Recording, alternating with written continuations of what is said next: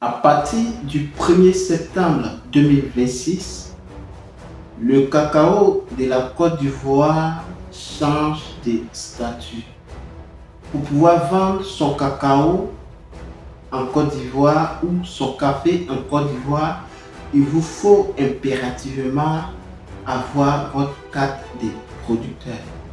Qu'est-ce que cela veut dire? Cela veut dire tout simplement qu'en Côte d'Ivoire, pour pouvoir vendre son café ou son cacao, toute personne n'ayant pas ou ne disposant pas obligatoirement d'une carte de producteur de café ou du cacao ne pourra plus vendre ses fèves de cacao.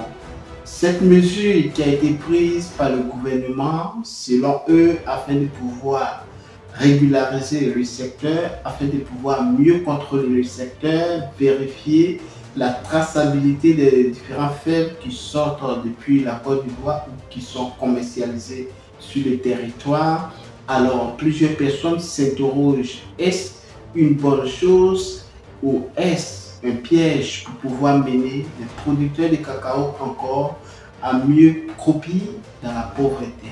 Dans cette vidéo, nous allons essayer de départager en bref et donner mon avis et des analyses claires sur, évidemment, dans la politique agricole.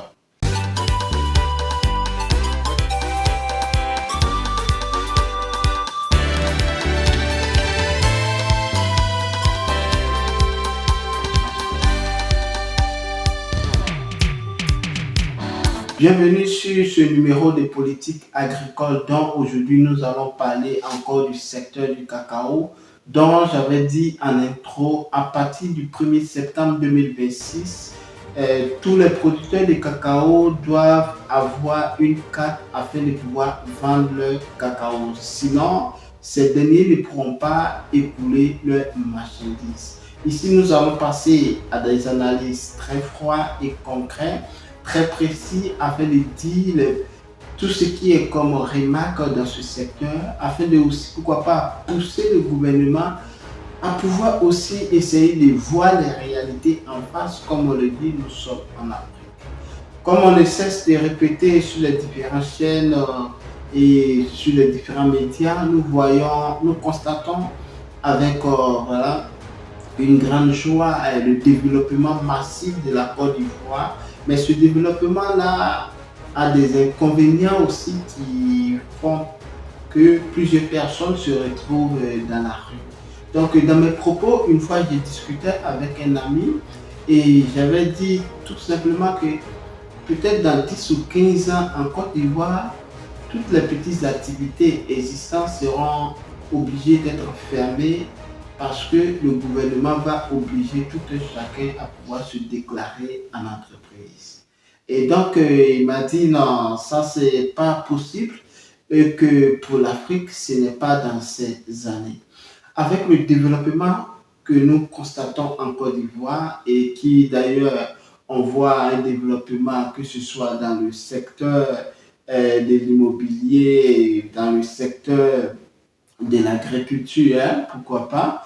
Et donc, les choses ont commencé à se structurer.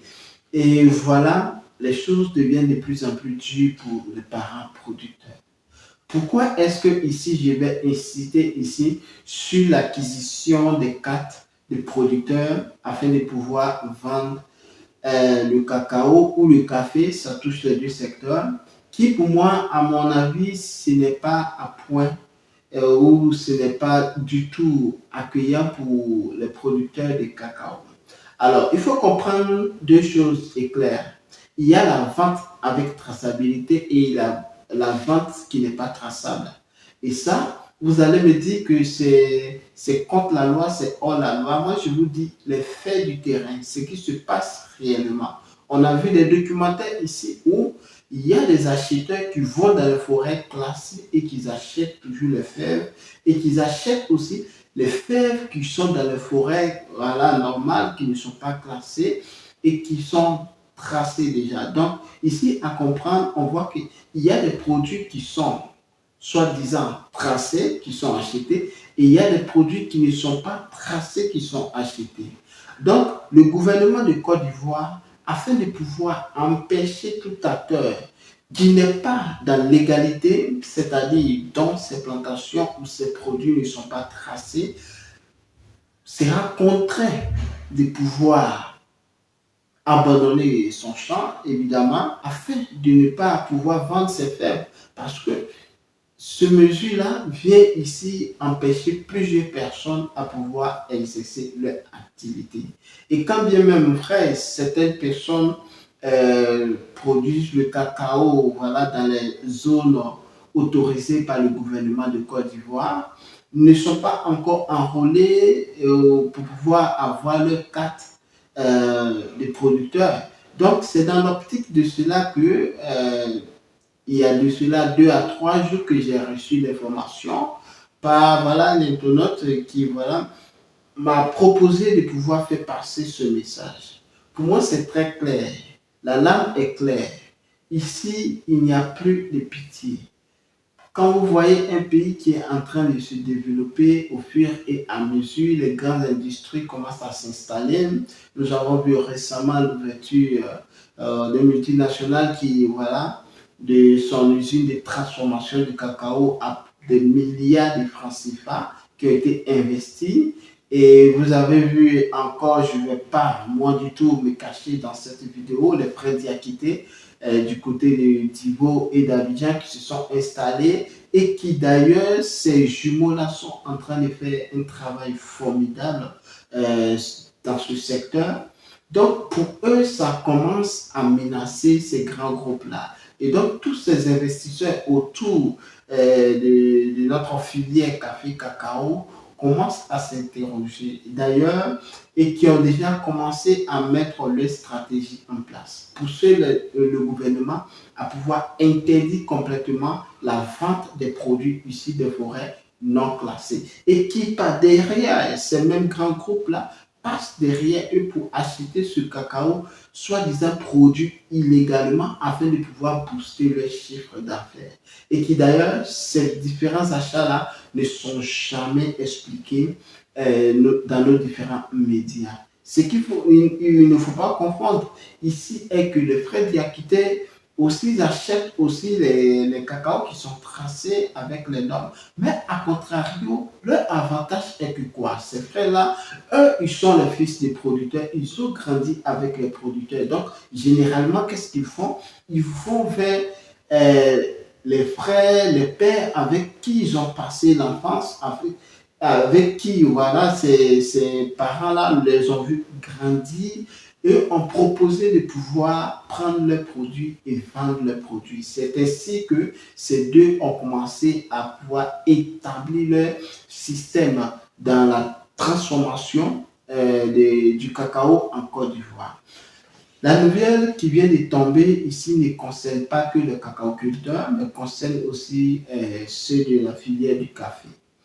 Alors, ce qu'il faut comprendre est que si le gouvernement de Côte d'Ivoire doit prendre cette décision-là, ce qui veut dire que plus tard, le gouvernement de Côte d'Ivoire va obliger tous les producteurs de cacao, je dis bien tous les producteurs de cacao, à se déclarer en entreprise. C'est-à-dire tout producteur de cacao doit créer une entreprise afin de pouvoir payer encore plus d'impôts. N'oubliez pas, le succès de ce pays se repose sur l'agriculture. J'avais dit, ce n'est pas la vente du gombo, ce n'est pas l'agriculture des piments, ce n'est pas l'agriculture même seulement que du caoutchouc. Mais lorsque le feu président Félix Houphouët-Boigny tenait ce propos, il s'agissait bien du café, du cacao, qui à l'époque, ces deux cultures-là rapportaient des milliards de francs CFA, voire même des dollars au gouvernement ivoirien. Alors, afin de pouvoir libéraliser plus ce secteur, il y a eu plusieurs changements de titres de commercialisation. Donc, il y a eu la procédure libéralisée qui d'ailleurs chacun était libre de fixer son prix. Par la suite, on avait vu à un moment où le cacao du Côte d'Ivoire était acheté à 400 francs, 425 francs et 450 francs. Cette vidéo ne sera pas un peu plus longue, mais je vais essayer des raccourcis un peu afin de pouvoir peut-être programmer voilà, un live dessus où on va pouvoir bien établir les choses. Mais ce qu'il faut retenir ici, avec la vivote ou la frivolité des prix qui ont été acheter autrement, le gouvernement a décidé encore une fois de pouvoir stabiliser les choses et de fixer les prix. Là encore, lorsque le gouvernement a fixé les prix, il y a certaines personnes derrière qui se sont plaints de ce prix-là parce que pour eux, ces prix étaient énormes. Alors que lorsque le marché voilà, international achetait ces fèves-là, ce prix arrange même jusqu'à présent, on pouvait continuer d'acheter le cacao jusqu'à 2000 francs. Je dis et je répète, il n'y a pas un pays en Europe qui produit le cacao. C'est l'Afrique qui produit. Et ici, les consommateurs n'ont rien à foutre au fait du prix de la production. Ils achètent voilà, le chocolat et derrière ceux qui subissent, je vais dire, en quelque sorte le prix, ce sont les actionnaires des différents groupes ici qui se plaignaient de l'investissement, de leur retour sur investissement qui n'était plus proportionnel aux différents investissements qu'ils avaient fait autrefois.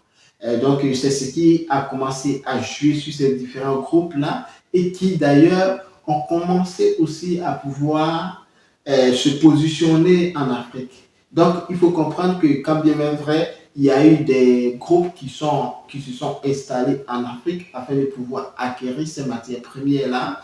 Mais d'ailleurs, ce n'était pas répandu. Maintenant, quand on voit les grands groupes agro-industriels dans le secteur de la transformation du cacao, principalement, la majorité sont installés en Côte d'Ivoire, sont installés au Ghana, ils sont installés, je crois bien, au Cameroun aussi. Donc, il faut comprendre ici que ça, c'était dans l'optique de pouvoir avoir plus d'avantages sur les prix concurrentiels.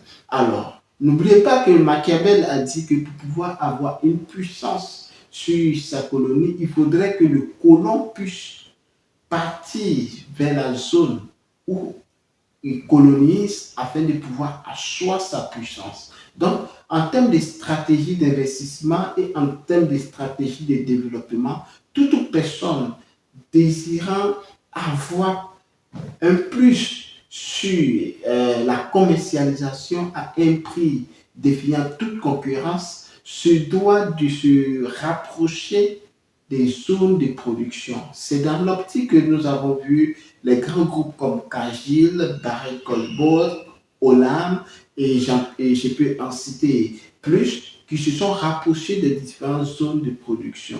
Et là maintenant, l'inquiétude devient terrifiante pour les négociants africains. Alors, certains ont commencé à se fâcher parce qu'ils avaient souvent des contrats avec ces mêmes groupes qui sont arrivés et leurs quotas ont commencé à diminuer. Ils se sont tournés vers l'extérieur, ils ont eu quelques marchés encore afin de pouvoir exporter le cacao. Donc, au moment où on achetait le cacao à 1000 francs, 1500 francs, ça les arrangeait parce que si on veut faire les récapitulatifs, il y a cela 10 ans, le cacao sur le marché international s'achetait par tonnage à 6 000, à 10 000. Oui, vérifiez bien les annuaires des différents tonnages de commercialisation de Londres. Donc, au moment où même, je peux dire même que le cacao s'achetait à 700 francs en Côte d'Ivoire, on pouvait acheter 700 francs fois, voilà, 1000, on va tourner autour de combien de tonnages. Donc, on va calculer évidemment là-bas. Et lorsqu'on achetait le cacao à 700 francs, qui d'ailleurs va forer autour de 1 million la tonne ici, le cacao s'achetait dans les voilà, dans les 6 millions voilà, à Londres. Donc, ce qui fait que ces marges-là n'ont pas inquiété les négociants. Et lorsque ces différents négociants africains, je mentionne bien africains aussi, qui d'ailleurs ne disposant pas assez de moyens pour pouvoir faire ces opérations, sont obligés de tourner ou de tisser des alliances avec les négociants venant de l'extérieur de l'Europe ou des États-Unis et tout ça. Donc, ce qui va faire que là-dessus, il n'y a plus de pitié. Ils veulent des marges conséquents. Donc, ce qui fait que lorsqu'il y a eu ce changement de nouveau prix qui était fixé à 2000, à 2300 ou 2500 dans certaines zones qui ont été achetées, les négociants ont dit non, parce que de quitter des prix de différentiel de 5 millions d'écart à moins d'1 million par tonnage, pour eux, ce n'est plus bénéfique. Alors que il faut comprendre bien que la majeure partie de ceux qui font le boulot sont les producteurs. Et ces producteurs croupissent toujours dans la misère. Et alors, puisque les producteurs n'ont pas cette capacité de pouvoir écouler leur marchandise sur le marché international, ils sont obligés de passer par leurs frais qui sont déjà corrompus. Je vais parler des acheteurs et autres, certains, évidemment, qui d'ailleurs vont acheter selon le prix fixé par le gouvernement, par exemple. Et qui d'ailleurs, d'autres, voulant avoir plus, achètent même à des prix réduits. Ça a créé un peu de tumulte dans le camp des producteurs. Et puisque ça a commencé déjà à avoir plus d'ampleur, le gouvernement a pris des décisions fermes, avec l'accord évidemment du Conseil Café Cacao, d'imposer ce prix à quiconque doit acheter le cacao de Côte d'Ivoire. Si c'est 1500, tu achètes 1500 par mois. Alors, ce qui va se passer est que les négociants vont commencer à se concerter entre eux afin de discrédibilité le système de production en Côte d'Ivoire afin d'avoir plus d'influence, non seulement envers leurs collaborateurs négociants européens, tous corrompus, et qui d'ailleurs avoir aussi encore plus de confiance au niveau des usines à l'extérieur. Alors, ça a commencé à créer des puces et vont se jouer maintenant sur le taux de la déforestation. C'est là que la déforestation va rentrer en jeu. Nous avons vu les sanctions qui ont été adjugées sur le gouvernement de la Côte d'Ivoire interdisant tout produit voilà, issu des forêts classées ou des déforestations dans l'Union européenne. Et ces sanctions vont tomber également sur la RDC qui a été aussi interdit de pouvoir écouler ces produits sur le marché européen. Mais la question dont on se posait, c'est que est-ce que c'est le marché européen qui seulement est apte de consommer nos différentes productions? Et là-dessus, le gouvernement de la Côte d'Ivoire n'a pas gardé sa langue et a jugé bon que si vous ne voulez pas acheter ces produits-là, nous allons tourner vers l'extérieur pour pouvoir vendre nos fèves. Alors, ne pensez pas que ce point-là n'est pas encore fini. Ce point n'est pas encore fini.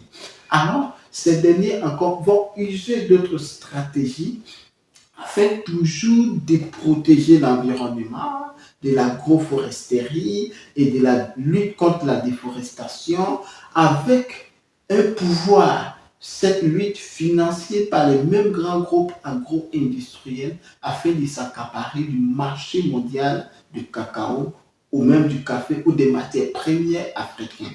Alors, je sais qu'il y aura des pots de vin qui ont été déposés à gauche, à droite, par-ci, dans nos différents États, dont plusieurs personnes ici n'oseront pas le dire, soyons clairs, soyons véridiques, et vont commencer à appuyer sur le système. Comment est-ce que, parce que pour pouvoir vérifier, pour pouvoir mener cette campagne de traçabilité du cacao, ce n'est pas un budget à moins de 10 milliards de francs CFA qui seront déboursés. Alors, cet argent sort d'où? Ce n'est pas le Conseil Café Cacao qui finance cela. Alors, l'aide vient de l'extérieur. Protégeons l'environnement. Nous disons non contre à la déforestation. Pourtant, ces mêmes grands groupes agro-industriels passent derrière nous depuis l'Amazonie en train de détruire cela et de pouvoir faire des cultures comme les céréales qui sont beaucoup cultivées en Amérique latine, qui créent même des maladies. Il y a beaucoup de personnes qui malheureusement vivent avec ces complications. On a vu du côté du Paraguay et du Pérou, à cause de ces produits-là, d'autres enfants qui naissent avec des malformations, d'autres personnes qui ont des problèmes de respiration, grâce à cause, je dirais, de leur méthode de production et qui, d'ailleurs, derrière eux encore, pour pouvoir encore avoir plus de marge et plus de monopole en Afrique, dans le secteur du cacao, vont commencer à financer derrière afin de dire non que la Côte d'Ivoire, que le Congo, que le Cameroun ou les différents pays dans les zones de production de cacao en Afrique, que ces produits-là viennent directement des zones de forêt classées ou issues de la déforestation. Pourquoi ce programme n'est pas accompagné par l'Asie? Tout simplement parce que les gros clients de l'Afrique en termes du rachat de fèves sont les Européens et les Américains. Alors, pour cela, ils vont faire coûte que coûte afin que la traçabilité soit au point. Nous avons essayé de pouvoir se débattre sur ces différents points-là. Plusieurs vendus en Afrique ont soutenu ce projet, alors que le cacao ne contribue pas au réchauffement climatique, à contrario du blé, du soja qui est cultivé en Amérique latine par ces mêmes grands groupes agro-industriels. Je ne sais pas si vous me suivez ici, jusque-là. Comment est-ce que le gouvernement d'Alassane Ouattara va maintenant insister sur l'acquisition des cartes des producteurs avant même de pouvoir vendre le cacao? Cela veut dire que tous ceux qui ne sont pas encore affiliés au système de traçabilité du cacao doivent impérativement se rallier et obliger maintenant tous les producteurs à pouvoir se conformer au principe de l'ordre qui vient du colon. Alors, ici, nous n'allons pas garder notre langue. Il est temps que nous disons tous la vérité ici que le cacao ou la production du cacao n'est pas d'ordre du gouvernement du Côte d'Ivoire. Ce système-là, pourquoi est-ce que le gouvernement de Côte d'Ivoire ne se mêle pas aussi de ceux qui vendent de l'eau dans la rue? On voit certaines personnes qui vendent des eaux qui ne sont pas du tout traitées. Des eaux qui, si tu bois, tu peux tomber malade. On ne se mêle pas de cela. On voit nos mamans, certaines personnes qui vendent des produits dans les rues. On ne se mêle pas de cela. On n'a pas besoin d'une carte pour pouvoir vendre de l'eau en Côte d'Ivoire. On n'a pas besoin d'une carte pour pouvoir vendre les produits vivriers en Côte d'Ivoire. Mais pour pouvoir vendre la production de cacao, maintenant on oblige qu'il faut avoir une carte des producteurs. Selon vous, où est-ce que cette décision va nous conduire? Plus tard, c'est de pouvoir créer des entreprises afin que le gouvernement puisse mieux contrôler ce secteur et que le gouvernement, non pas seulement avoir plus d'argent, et aussi satisfaire les désirs du colon. Il est temps que nous passions à l'action. Il est temps que nous nous réveillons, producteurs africains. Parce que c'est dans l'optique de cela que j'ai décidé de mettre en place l'association Filles du Fouet Cacao. Filles du Fouet Cacao ne concerne pas que les membres qui seront issus de notre coopérative de cacao que nous allons mettre sur place, mais Filles du Fouet Cacao aussi, et il conçu spécialement pour toute personne partageant cette vision afin de pouvoir vendre son cacao à un meilleur prix, peu importe la fixation qui sera sur le marché national, nous pouvons avoir des meilleurs prix à l'international. Ici, nous n'allons pas plus rentrer en profondeur, mais sachez et apprêtez-vous, il y aura un changement terrifiant dans le secteur du café-cacao. Donc, si nous ne prenons pas la parole, nous allons toujours couper dans la misère, dans la pauvreté. Et qui sera bénéficiaire de cela? Ceux qui sont dans le pouvoir et les colons. Alors, nous sommes à la fin de cette vidéo. J'espère que cette vidéo vous a plu. N'hésitez pas à vous abonner, à liker, à partager cette chaîne massivement autour de vous afin d'agrandir la communauté. Prenez soin de vous. À très bientôt. Amettez-vous. Ciao.